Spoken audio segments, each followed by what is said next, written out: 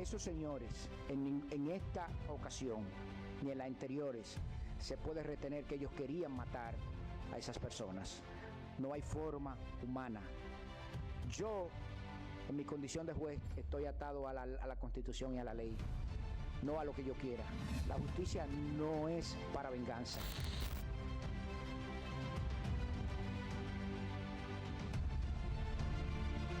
A nosotros no nos preocupa ese peritaje, porque ese peritaje igual dice que hubo negligencia y que hubo imprudencia, y eso es lo que ha imputado el Ministerio Público. El juez entró en una valoración de los hechos que no es una función del juez de instrucción. Por tanto, en dicho aspecto de haber rechazado el dolo eventual, no estamos de acuerdo. Eso es una burla, porque lo del dolo eventual sí se podía dar esa recalificación. ¿Sabe por qué? Porque aunque Maribel Espaillat estuviera ahí, ellos pudieron haber evitado toda esa muerte, porque ella misma debió de tomar la decisión de que salieran las personas.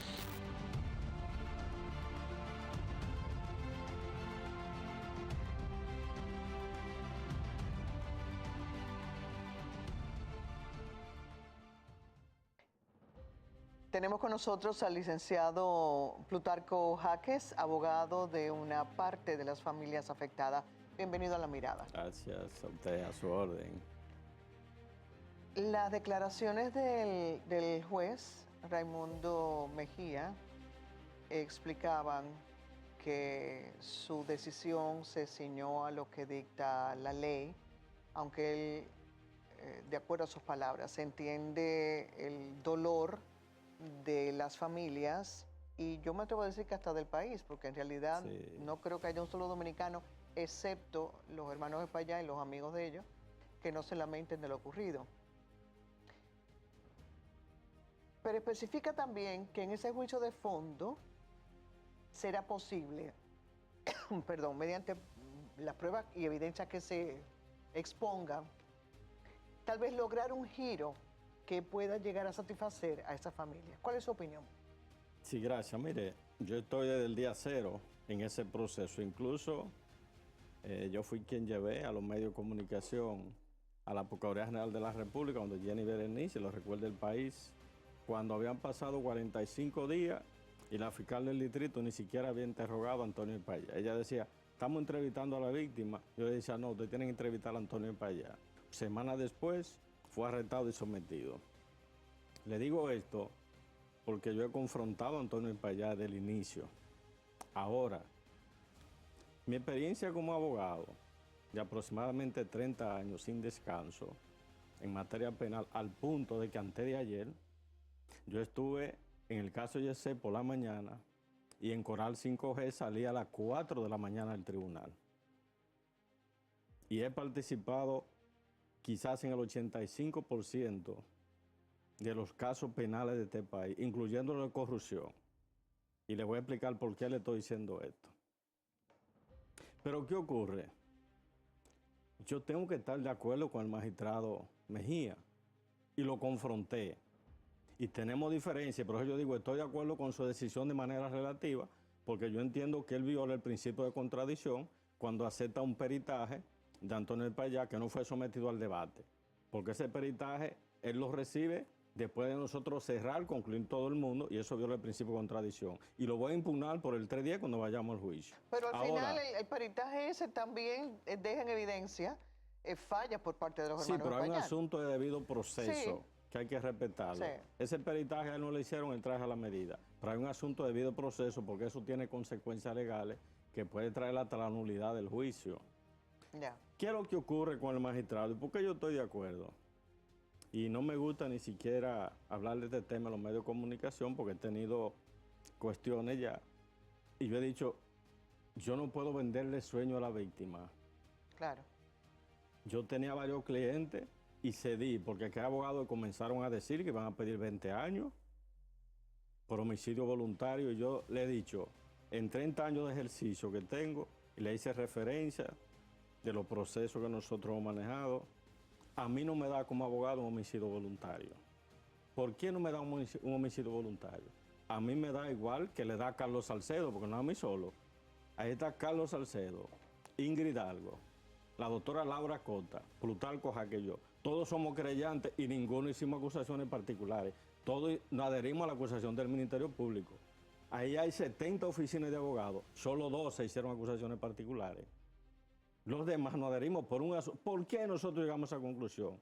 Me duele, me molesta, yo quisiera 20 años. Pero lamentablemente, como abogado, tengo que estar de acuerdo con el magistrado por lo siguiente. Aquí se ha planteado la teoría del dolo eventual. Y se dice, bueno, es que ellos tenían conocimiento. Sí. La ley dice a sabienda, coma, sí. Ahora, hay un tema que es que define la diferencia entre un dolo eventual, entre un dolo directo o un dolo indirecto y un hecho de una imprudencia que es fina, es una línea fina, sí, pero está definida. ¿Y cuál es ese aspecto? ¿Cuál que es lo la línea diferencia? fina? En la teoría del delito existe un elemento que define cuando un hecho es voluntario o no. El elemento volutivo, intencional. No es que usted tenga conocimiento, porque usted tiene conocimiento de que si se pasa el semáforo en rojo, usted sabe que está violando la ley. Y usted mata a una persona, pero no lo juzgan por homicidio voluntario. Es por ley 241. Le dan 6 meses a 2 años. Pero son cosas diferentes. Son licenciado. distintas, pero cuando estamos hablando del hecho, del conocimiento. Él tiene conocimiento de que está violando la ley porque se fue en rojo. Pero en este caso, esos hermanos tenían conocimiento de que tenían problemas en la estructura. Exactamente, a eso que me refiero. Y aún A eso así que me no refiero. actuaron. Ahora, ¿cuál es el tema? Tenían conocimiento, por eso yo le decía a usted, a sabienda. La palabra sabienda que establece el código, coma, es que usted tenga conocimiento. Sí, claro. Ahora, yo le he planteado el tema volutivo, la voluntad. En teoría del delito, uno de los elementos principales es el elemento volutivo, la intención de cometer el hecho. Primero, viene la tipicidad y viene la antijuricidad. Ahora, ese elemento, cuando yo le digo volutivo intencional, ahí es donde el juez dice, y yo suscribo, y lo he dicho y tengo un año diciéndolo. Ellos tenían conocimiento, fueron imprudentes, negligentes, pero lamentablemente el 319 dice cuando hay negligencia, cuando hay imprudencia. Eso es lo que establece 2 años. Yo no puedo, a mí no me da a coger un artículo 295 del Código Penal Dominicano que dice textualmente, el que mata a uno voluntariamente comete homicidio, 20 años. Oiga como dice, el que mata a uno voluntariamente, no habla de omisión, está hablando de acción. De acción está hablando. Aquí estamos hablando de omisión, de que no actuaron. Ahora el juez tiene un problema para motivar una decisión. ¿Y cuál es? El principio de legalidad. El sistema de justicia dominicano no es un sistema de common law como el de Estados Unidos, el de Inglaterra. Es un sistema de civil law positivizado en la norma. Esos legisladores trazan la pauta y los jueces están actuados. Eso es lo que se llama, eso que Raimundo decía, el principio de legalidad.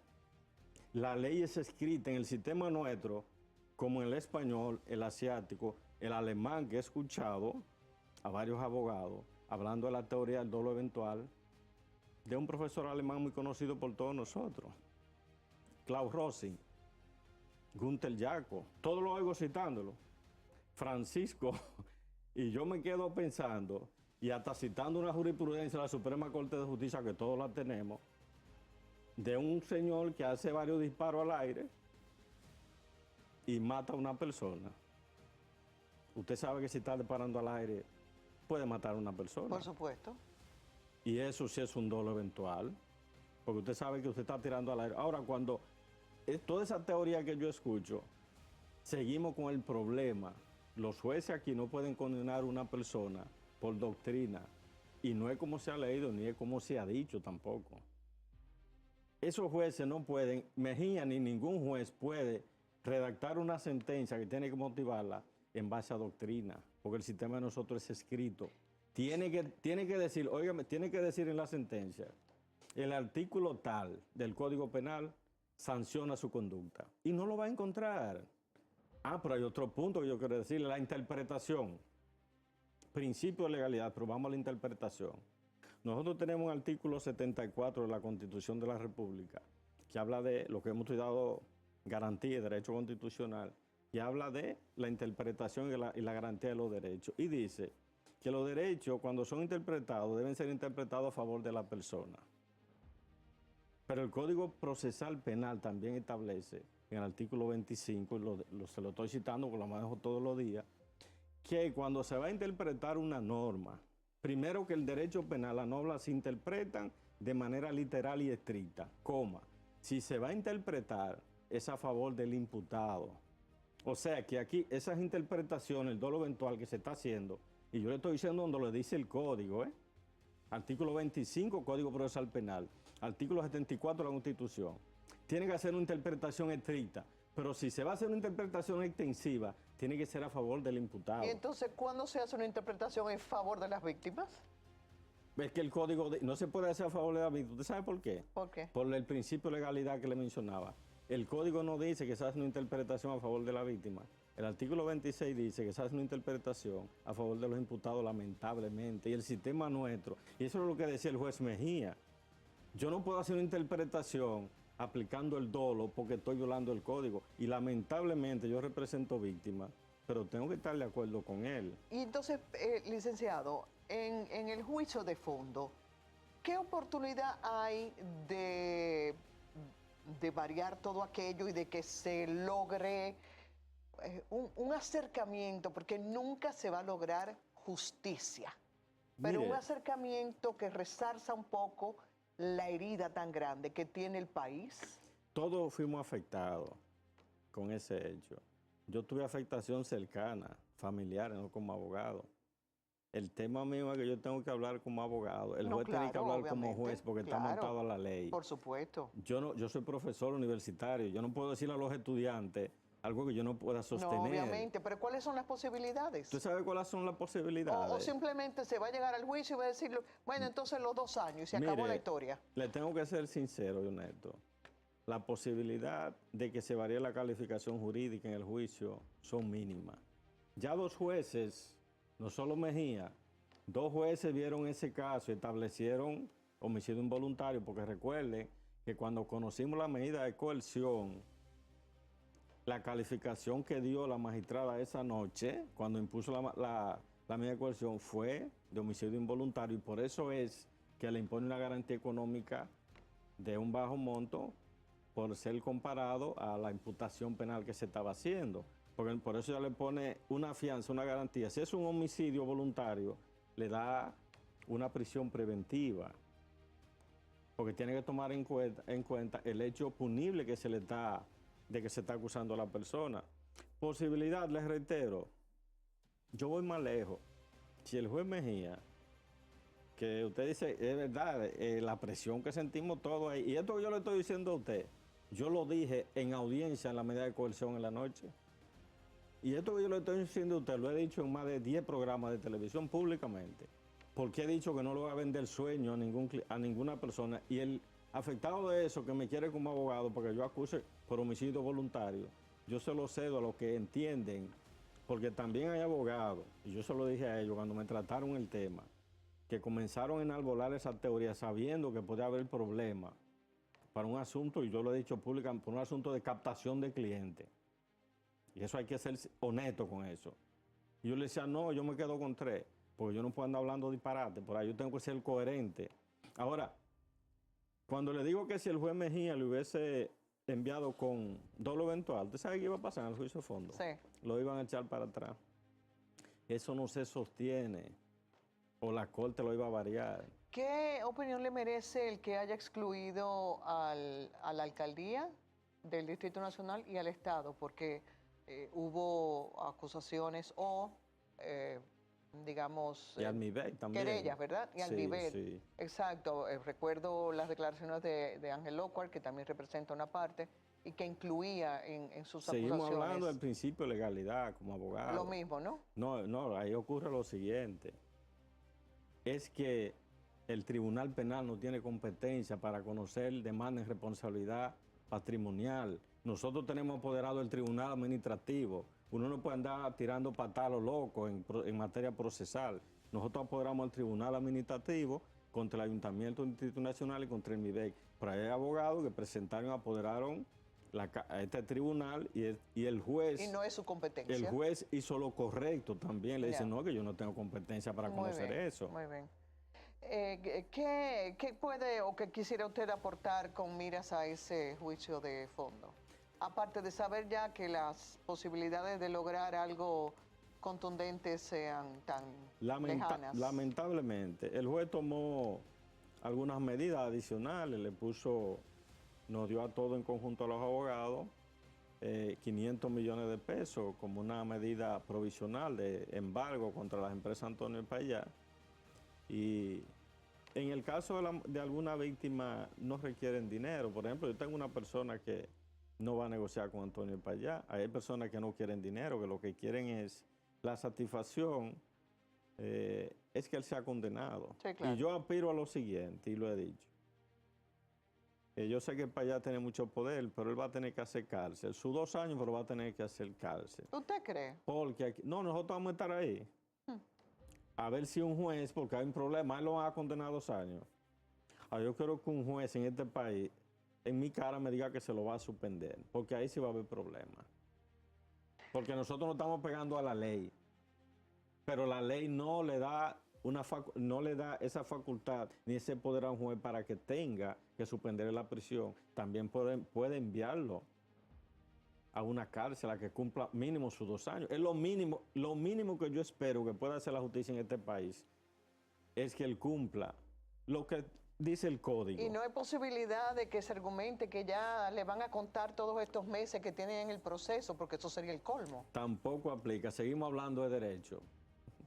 Seguimos hablando de derecho. Bueno. Es que él solo estuvo preso 6 días.